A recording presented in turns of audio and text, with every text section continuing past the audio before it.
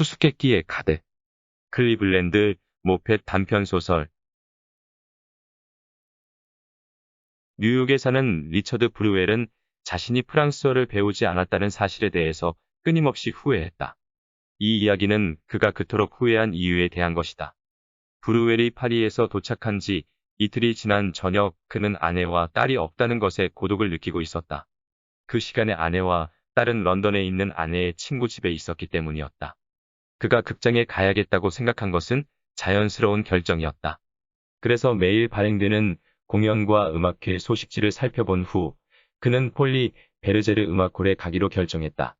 예전에도 그곳의 공연이 엄청난 장관이라는 것을 들은 적이 있었다. 공연의 휴식 시간에 그는 밖으로 나가서 아름다운 정원을 감상했다. 환한 가로등 아래 꽃과 분수대 사이를 즐거운 표정의 사람들이 걷고 있었다.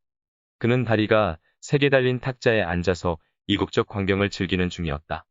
그때 아름다운 여자가 한 신사의 팔짱을 끼고 그의 곁을 지나갔는데 그녀가 그의 눈길을 사로잡았다. 완벽한 취향을 드러냈지만 상당히 자극적인 옷을 입은 여자였다.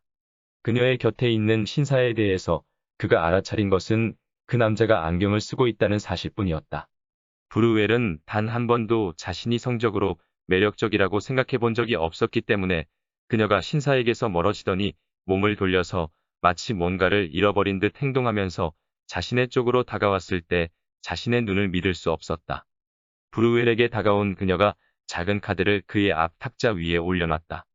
그 카드에는 보라색 잉크로 적힌 몇 마디의 프랑스어가 담겨 있었지만 그는 프랑스어를 전혀 몰랐기 때문에 무슨 뜻인지 알 수 없었다. 그 숙녀가 아무 일도 없었다는 듯 그에게 무심한 태도를 취하더니 안경을 쓴 신사에게로 다시 다가갔다. 그리고 공주와 같은 우아함과 위험 있는 태도로 그 자리에서 멀어졌다. 브루웰은 눈앞의 카드를 빤히 바라보면서 움직이지 않았다. 말할 필요도 없겠지만 그날 밤 공연의 나머지 부분이나 다른 사람들은 더 이상 그의 주의를 끌지 못했다. 그토록 신비스럽게 나타났다가 사라진 특이한 광경과 비교하면 모든 것이 화려하지만 평범범하고 값싸 보였다. 이제 그에게 남은 단 한 가지 욕망은 그 카드에 쓰인 단어들의 의미를 알아내야겠다는 것뿐이었다. 그는 파리 특유의 살인마차를 불러서 바로 자신이 머물고 있는 콘티넨탈 호텔로 향했다. 마차에서 내리자마자 호텔 사무실로 간 브루웰이 지배인을 찾았다. 그리고 그 카드에 적힌 몇 개의 프랑스어 단어를 영어로 번역해 줄 수 있겠냐고 부탁했다. 카드에 적힌 것은 20개가 되지 않는 단어들이었다. 그럼요, 당연하죠. 지배인이 프랑스인다운 예절을 담아서 대답했다. 그리고 카드에 지배인의 눈길이 머물렀다. 지배인 카드를 읽는 사이 그의 얼굴이 놀라움으로 굳기 시작했다. 그리고 질문을 던진 손님에게 날카로운 눈빛을 던지면서 소리쳤다. 도대체 이걸 어디에서 받은 건가요, 선생님? 브루웰이 설명을 시작하려고 했지만 바로 방해를 받았다. 아니, 말씀하실 필요 없습니다. 그냥 이것만으로도 충분해요. 충분하고 말고요. 이 호텔에서 나가주십시오. 지금 당장 빨리요. 그게 무슨 소리인가요? 뉴욕에서 온 미국인이 놀라서 외쳤다. 지금 당장 이 호텔에서 나가셔야 합니다. 오늘 밤 당장요. 반드시 나가셔야 합니다. 지배인이 흥분한 목소리로 명령하듯 소리쳤다. 이제 브루웰이 화를 낼 차례였다. 그 역시 흥분해서 선언하듯 말했다. 만약 이 호텔에서 자신을 환영할 생각이 없다면 파리에는 이 호텔 말고도 자신을 받아줄 호텔이 수십 개는 더 있다고 말했다. 그리고 위험을 유지한 채 물론 그의 마음은 이미 상처를 받았지만 모든 비용을 계산하고 자신의 짐을 가져오라고 지시했다. 그리고 마차를 불러서 팩스 거리에 있는 벨뷰 호텔로 갔다. 그리고 거기에서 그는 하룻밤을 보냈다. 다음 날 아침 그는 호텔 사장의 사무실을 방문했다. 사람이 좋아 보이는 사장은 전날 밤 일어난 사건을 신기하면서도 우습다고 생각하는 듯했다. 브루웰이 자신에게 일어난 일에 대해서 설명했다. 그로서는 동정심을 보이면서 자신의 이야기를 들어줄 사람을 만난 것이 기뻤다. 그렇죠. 그 지배인이 참으로 멍청한 짓을 한 거죠. 호텔 사장이 확신에 차서 말했다. 그 카드를 제게 좀 보여주시죠. 그것에 적힌 것이 뭔지 알려드릴게요. 하지만 그가 카드를 읽는 사이 그의 표정과 태도가 순식간에 변했다. 아, 이건 아주 심각한 문제군요. 그가 긴장해서 말했다. 이제 어제 그 지배인이 당신을 머물게 하는 것을 거부했던 이유를 잘 이해할 수 있군요. 죄송하지만 선생님, 어젯밤에 그가 당신에게 했던 부탁을 나도 하지 않을 수가 없겠군요. 그게 무슨 소리인가요? 단순하게 말하자면 당신이 더 이상 여기에서 머물 수 없다는 뜻입니다. 그 말을 하자마자 호텔 사장이 몸을 돌렸다. 손님은 화가 났지만 더 이상의 설명을 통해서도 호텔 사장의 고집을 꺾을 수 없었다. 그래요, 어디 한번 두고 봅시다. 브루웰이 진심으로 화를 내면서 말했다. 그때는 거의 정오에 가까운 시간이었고 뉴욕에서 온 브루웰은 보스턴에서 온 친구와 점심 약속이 있다는 것을 기억했다. 그 친구는 가족과 함께 파리에 왔고 랄마 호텔에서 머물고 있었다. 마차에 짐을 실은 그가 마부에게 랄마 호텔로 바로 가달라고 말했다. 그는 새로운 숙소를 구하기 전에 동포에게 조언을 구해야겠다고 생각했다. 그의 이야기를 들은 친구 역시 엄청나게 화를 냈다. 사실 그런 친구의 반응 때문에 브루웰은 약간 불편함을 느꼈다. 왜냐하면 그 친구는 해외에서 오래 살아봤기 때문에 이질적인 문화와 풍습에 익숙한 사람이었기 때문이었다. 정말로 멍청한 실수였을 거야, 이 친구야. 그런 멍청이들에게는 신경 쓸 필요 없어. 그냥 마차에서 짐을 챙겨와서 이 호텔에서 나하고 같이 머물자고. 여기는 상당히 훌륭한 시설의 가정적인 분위기를 가진 호텔이지. 게다가 모두가 서로에게 친밀하게 대하고. 하지만 무엇보다 자네에게는 신경 안정제가 필요하겠군. 그리고 두 사람은 맨해튼 칵테일을 주문하고 몇 분 동안 잡다한 이야기를 나눴다. 그리고 브루웰의 친구가 아내와 딸을 불러오겠다고 자리에서 일어났다. 그가 두세 걸음을 걷더니 고개를 돌려서 말했다. 지금 자네를 이토록 공경에 처하도록 만든 카드를 보고 싶군. 지금 보여줘. 그가 브루웰에게서 카드를 건네받자마자 움찔거리면서 뒤로 물러났다. 그리고 소리 질렀다. 아, 세상에나 이런. 자네가 하려고 했던 말은. 아니, 이건 정말. 이럴 수는. 그러더니 그가 갑자기 손으로 얼굴을 감싸고 방 밖으로 나가버렸다. 그리고 5분 정도 시간이 흐른 후 그가 창백한 얼굴을 하고 돌아왔다. 아, 정말로 미안해. 그가 불안한 태도로 말했다. 하지만 우리 아내하고 딸이, 아니 그러니까 우리 아내가 정말로 두통이 심하다고 하네. 오늘 점심 약속은 못 지킬 것 같아. 미안해. 브루웰은 친구의 말이 서투른 변명에 불과하다는 것을 바로 깨달았고 친구의 반응에 마음의 상처를 받았다. 그는 바로 자리에서 일어나서 한마디도 하지 않고 밖으로 나갔다. 엉뚱한 상황에 빠진 그는 어떤 대가를 치르더라도 그 문제를 해결하겠다고 결심했다. 그 사악한 두꺼운 종이 위에 적힌 단어들의 의미가 무엇일까? 몇 번에 걸친 모욕적인 경험의 교훈을 통해서 그는 새로 선택한 한 호텔에 그 누구에게도 그 카드를 보여주지 않았다. 그의 새로운 호텔은 그랜드 오페라 극장 근처에 있었다. 그날 오후 내내 그는 카드에 대한 것만 생각했다. 그리고 더 이상 문제를 일으키지 않으면서 그 카드 속 단어들의 의미를 알아낼 수 있는 여러 가지 방법에 대해서 생각했다. 그날 저녁 그는 다시 폴리 베르제르 음악홀에 가서 전날 밤에 수수께끼 같은 여자를 다시 찾아보려고 노력했다. 그녀가 누구인지 알아내는 것이 그에게는 더없이 중요한 문제였다. 그의 상상 속에서 그녀는 아름다운 극단주의자이거나 음모를 꾸미는 사람 또는 러시아의 첩자일 수도 있었다. 그런 소설을 읽은 적이 있었다. 하지만 그는 그녀를 찾을 수 없었다. 이후에도 3일 연속으로 밤마다 그는 같은 장소를 찾아갔다. 그러는 사이 그의 주머니에 담긴 카드는 이글거리면 타오르는 석탄처럼 느껴졌다. 그토록 끔찍한 구름이 머리 위에 머물고 있는 동안 누군가를 만나는 것이 두려워졌다. 그는 프랑스어, 영어 사전을 사서 그 카드 위에 단어들을 하나씩 번역해 보려고 시도했다. 하지만 실패했다. 아무런 의미도 통하지 않았다. 생전 처음 그는 자신이 대학교에서 프랑스어를 배우지 않은 것을 후회했다. 자신을 고문하는 수수께끼를 망각하거나 아니면 해결해 보려는 수많은 노력을 한 끝에 그는 문제를 수사기관에 맡기는 것 말고 다른 방안을 찾지 못했다. 따라서 그는 문제를 파리 경시청의 형사 한 명에게 의뢰했다. 매우 능력이 뛰어나고 신뢰할 수 있는 사람이라고 추천받은 형사였다. 그들은 조용한 방을 하나 골라서 이야기를 나누기 시작했다. 브루웰이 그에게 카드를 보여줬다. 그 형사는 적어도 화를 내지는 않았고 그 사실로 인해서 브루웰은 크게 안심할 수 있었다. 그렇지만 그 형사 역시 그 단어들의 의미를 설명해 주려고 하지 않았다. 사실 그럴 의향도 없어 보였다. 아무래도 형사가 말했다. 선생님께서는 지금 현재 이 문서의 내용에 대해서 모르는 상태로 지내는 것이 나을 겁니다.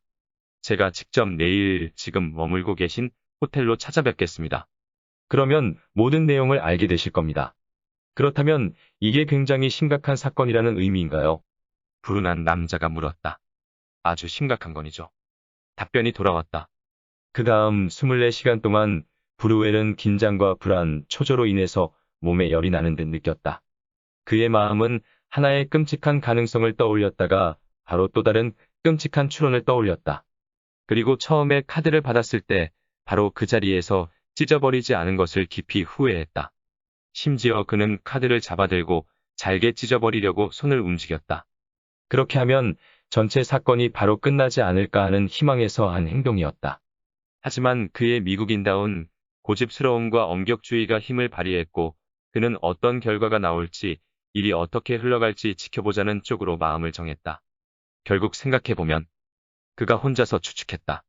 어떤 여자가 자신의 앞탁자에 떨어뜨린 카드를 집어올린 사람이 범죄를 저지른 것이라고 볼 수는 없겠지. 하지만 범죄인지 아닌지와는 상관없이 그가 뭔가 중대한 악행을 저지른 것처럼 보이는 것만은 틀림없었다. 다음날 형사가 마차를 타고 그를 찾아왔는데 그는 제복을 입은 경찰관을 데려왔다. 그리고 그 광경에 놀란 미국인에게 경시청으로 동행해 달라고 요구했다. 무슨 이유 때문이죠? 그가 물었다. 그냥 형식적인 절차일 뿐입니다. 형사가 대답했다. 그럼에도 불구하고 브루웰이 저항하는 태도를 취하자 제복을 입은 경찰관이 말했다. 그냥 조용히 같이 가시는 것이 좋을 겁니다, 선생님. 어쨌거나 경시청에 가지 않을 방법은 없습니다. 약 1시간에 걸쳐서 또 다른 경찰관이 그에게 집중적인 신문을 퍼부으며 나이와 출신지, 거주지, 직업 등에 대해서 꼬치꼬치 캐물었다. 그 후 그는 콩션제리 감옥에 갇혔다. 왜 그곳에 갇히게 되었는지, 그리고 앞으로 무슨 일이 벌어질지에 대해서 그가 알 수 있는 것은 하나도 없었다. 하지만 그날 업무 시간이 마감되기 전 그는 미국 영사관으로 소식을 보내는 데 성공했다. 그는 미합 중국 시민으로서 응당한 보호를 요청했다. 그리고 저녁이 되기 전 상당히 높은 직책인 듯 보이는 영사관 직원이 그를 방문했다. 그 다음에 이어진 것은 상당히 격렬한 면담이었다.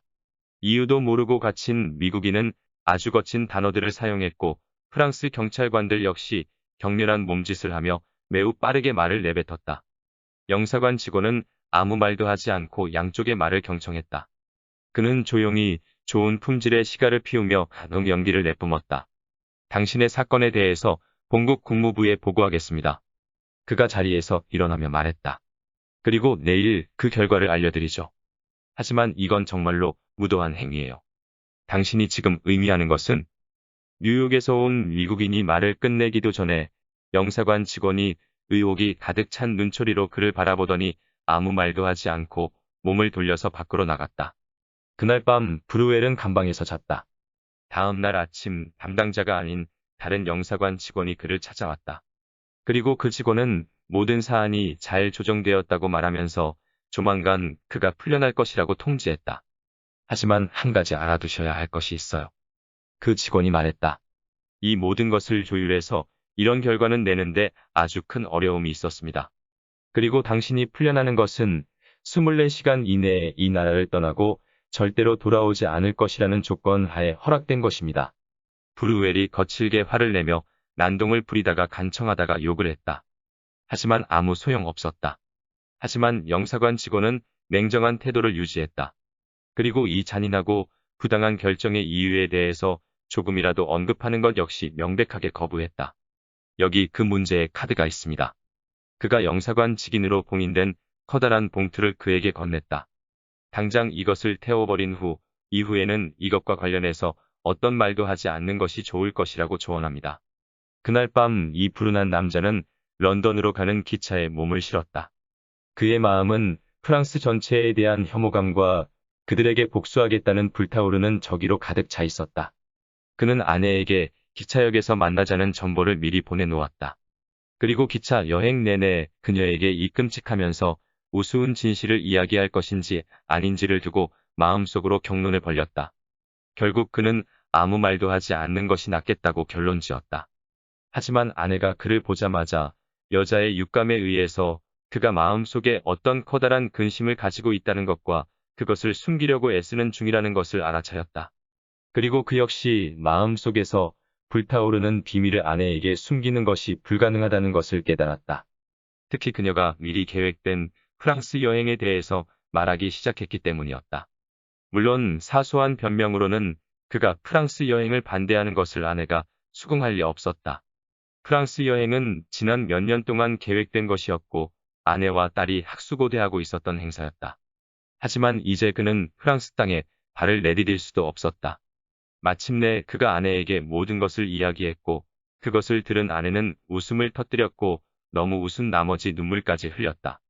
그 자신도 마찬가지였지만 그녀에게도 그토록 엄청난 재앙이 그토록 사소한 원인으로부터 발생했다는 것을 믿는 것은 쉽지 않았다. 그리고 유창한 프랑스어를 구사하는 그녀가 그 두꺼운 종이 위 치명적인 단어를 보여달라고 부탁했다. 그녀의 남편은 이탈리아 여행을 제안했지만 그녀의 관심을 돌릴 수는 없었다. 그 문제의 카드를 보기 전까지 그녀는 다른 어떤 것에 하려 하지 않았다. 그때서야 브루웰은 진작에 그 카드를 없애버렸어야 했다고 후회했다. 그녀에게 카드를 보여주는 것을 계속해서 거절하던 그가 마침내 포기했다. 하지만 그때까지 카드를 누군가에게 보여줬을 때 벌어진 결과에 익숙했음에도 불구하고 그는 이후에 벌어진 일에 대해서 전혀 대비하지 못했다.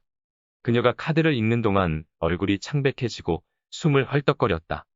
그리고 거의 정신을 잃고 쓰러질 뻔했다. 그러니까 읽지 말라고 했잖아요. 그가 말했다. 그리고 고통스러워하는 아내에게 다정한 말을 하면서 손으로 어깨를 어루만지며 진정하라고 간청했다. 그래도 카드에 적힌 것이 무슨 의미인지는 말해줘요. 그가 말했다. 당신과 함께라면 아무리 나쁜 상황도 견딜 수 있어요. 당신은 나를 믿을 수 있잖아요. 하지만 그녀는 마치 분노라는 커다란 침에 찔린 사람처럼 그를 밀쳐냈다. 그리고 그가 한 번도 들어본 적 없는 어조로 선언했다. 그 어조는 앞으로 그녀가 그와 같이 살 일이 없을 것이라는 듯 들렸다.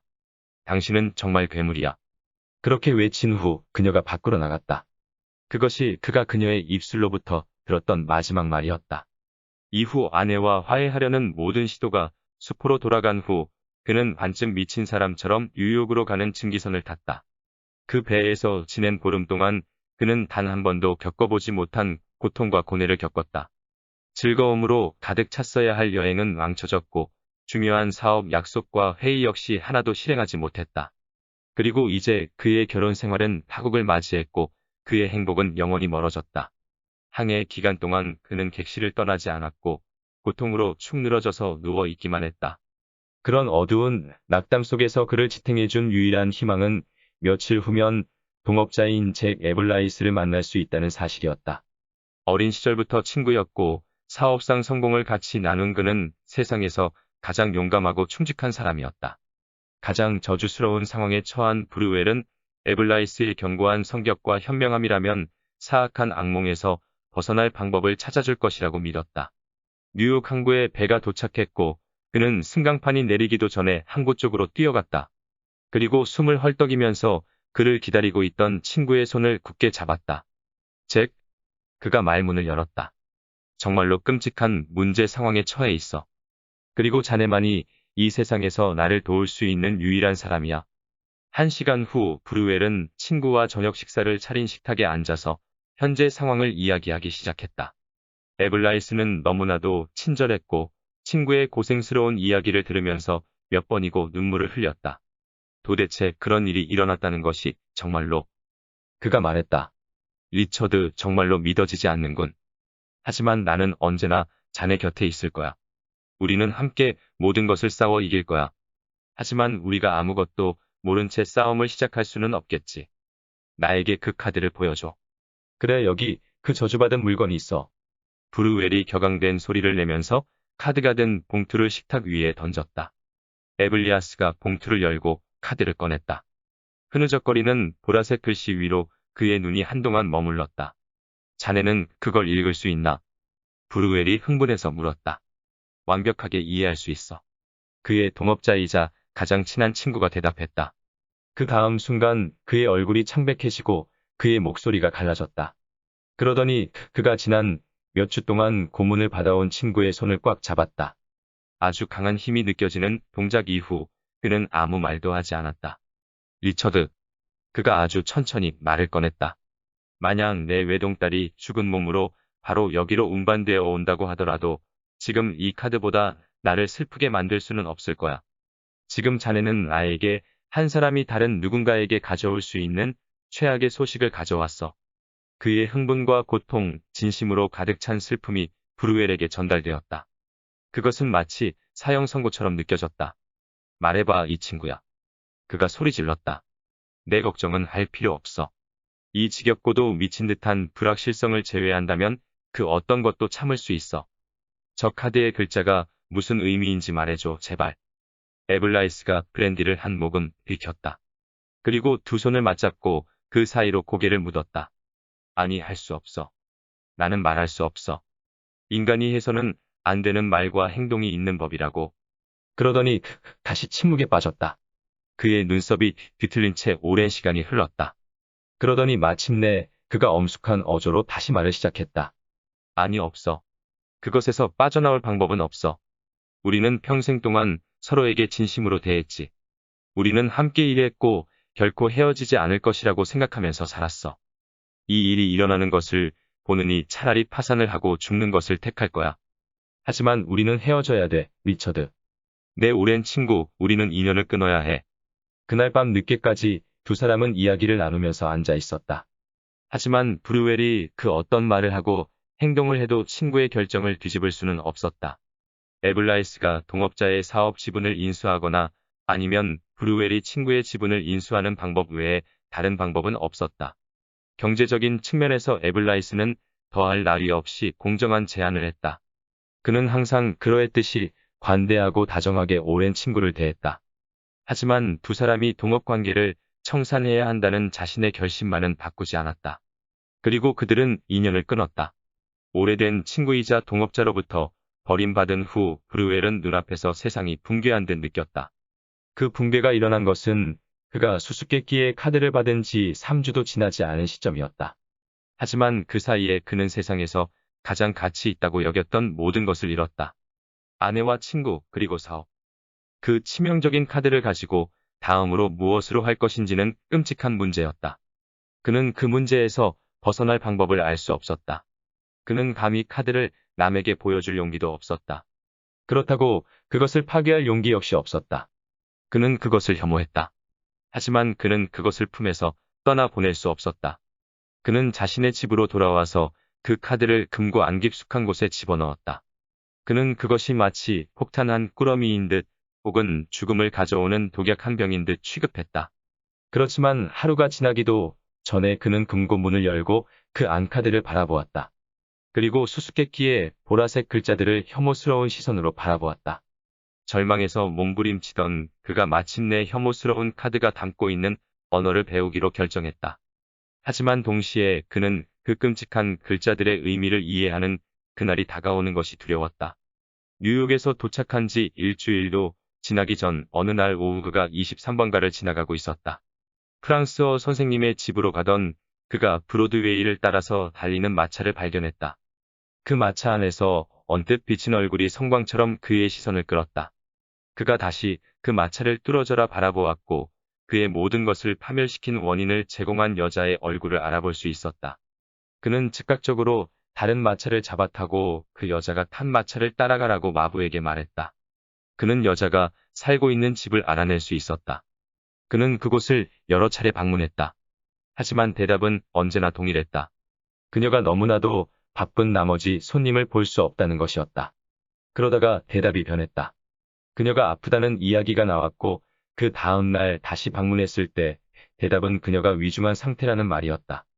3명의 의사가 진찰을 위해서 불려왔다. 그는 그 의사들 중 한 명을 찾아가서 자신이 그녀를 보는 것이 생사를 가르는 중요한 문제라고 간청했다. 그 의사는 다행히도 친절한 사람이었고 그를 돕기로 약속했다. 그리고 그 의사의 도움을 통해서 그날 밤 브루웰은 수수께끼의 여자가 누운 침대 곁에 설 수 있었다. 그녀는 여전히 아름다웠다. 하지만 그녀의 얼굴에는 병색이 완연했다. 내가 누군지 알아보시겠습니까? 그가 온몸을 떨면서 물었다. 그리고 침대 쪽으로 몸을 숙였다. 그의 한 손에는 수수께끼의 카드가 담긴 봉투가 들려 있었다. 한 달쯤 전 파리의 폴리 베르제르 음악홀의 정원에서 나를 봤던 것을 기억하나요? 그래요, 기억해요. 그녀가 한동안 그의 얼굴을 바라보더니 중얼거리듯 힘없이 말했다. 그녀가 영어를 할 수 있다는 사실에 그는 커다란 안도감을 느끼며 고개를 끄덕였다. 그렇다면 제발요, 내게 말해줘요. 이 카드가 무슨 의미인가요? 그가 흥분해서 숨을 몰아쉬면서 온몸에 경련을 일으켰다. 내가 당신에게 그 카드를 준 것은 당신으로 하여금. 그 순간 끔찍한 기침과 발작이 그녀의 온몸을 뒤흔들었다. 그녀가 가쁜 숨을 쉬면서 몸을 뒤로 젖혔다. 고뇌와 절망이 브루웰의 마음을 휩쓸었다. 그가 미친 사람처럼 봉투를 열고 카드를 꺼내서 그녀의 얼굴 바로 앞에 내밀었다. 말해줘요. 제발 말해. 말하란 말이야. 눈에 띌 정도로 힘들게 창백하게 질린 여자가 가까스로 몸을 일으켜 베개에 기댔다. 그녀의 손가락이 이불을 꽉 잡고 있었다. 움푹 들어간 눈동자가 경연하듯 실룩거렸다. 그녀는 눈동자를 뜨려고 노력했고 그녀의 병약한 눈이 카드를 바라보더니 긴장한 듯 온몸이 뻣뻣해졌다. 말을 하려고 노력하지만 할 수 없는 것처럼 그녀의 떨리는 입술이 천천히 움직였다. 브루웰은 열망과 초조함으로 숨이 막히는 듯 느꼈다. 그가 그녀의 입술 쪽으로 고개를 숙였고 그녀의 입 주위로 뭔가를 암시하는 듯한 희미한 미소가 흘렀다. 다시 한번 여자의 입술이 떨렸고 남자는 그녀의 얼굴 쪽으로 더욱 가까이 귀를 가져갔다. 그의 눈길은 여전히 그녀의 입술에 머물러 있었다. 그리고 수수께끼를 풀어주려고 노력하는 그녀를 돕겠다는 듯 그의 눈길이 카드 쪽으로 옮겨졌다. 그가 공포에 가득 찬 탄성을 내지르면서 벌떡 일어났다. 그의 눈동자가 앞으로 튀어나올 듯 움직였다. 그리고 거의 동시에 여자의 머리가 베개 속으로 축 늘어졌다. 글자의 흔적은 깨끗하게 사라져 있었다. 그 카드 위에는 아무것도 없었다. 그리고 그녀는 숨을 거둔 채 침대에 누워 있었다. 수수께끼의 카드. 클리블랜드 모페치움. 위즈덤 커넥트 편엠.